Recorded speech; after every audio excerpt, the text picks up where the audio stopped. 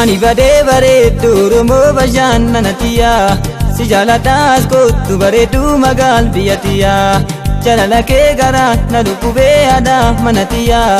nan darbinii ufiitti na qabii bashannanatiyaa. Ansi darbu si darbinaa garaa nan danda'u suma bonaa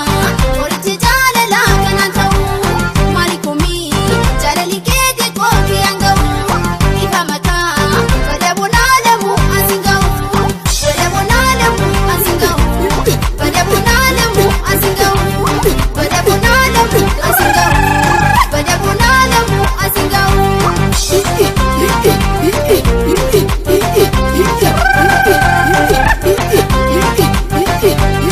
Ani dhufee bashannanatiyaa karaa warra tufaa jaalalli kee onnee bira taree garaa nama gubaa akkam ta'uu bareedduu Oromoo garaa nan danda'u ani sobuu dhugaan si jaalataa sirraan lafa dha'u.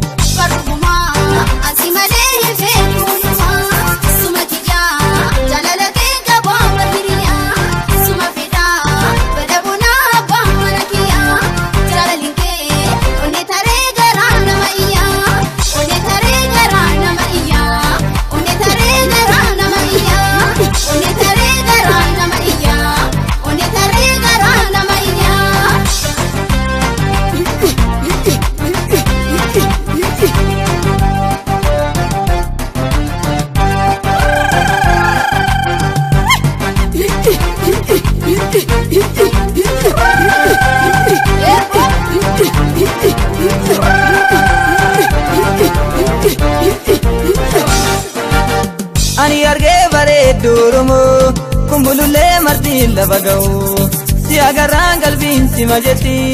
yoomti argee dirraan lafa ga'u bareedittii intala Oromoo barti fedhaa bashannanatiyaa jaalala kee garaan na dadhabee akkam ta'uu malii malliqiyaa. Ani deetii biyya dhibee bonaa biyya kiyyaa si jaalataa na jaaladhuu bashannana kiyyaa suma qabaa ani riyyaan qabu suma kiyyaa wajjin turraa ansingatuu abbaan mana kiyyaa ansingatuu abbaan mana kiyyaa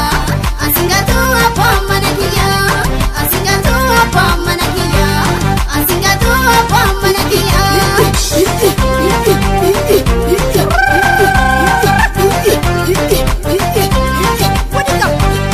Bareedittii intala Oromoo si agarraan garaan kiyyaana'ee eessa dhuftaa eessatti si argaa bada adii abjuun si mata'ee kumbulullee intala Oromoo tajurubaan kan kee nama ga'u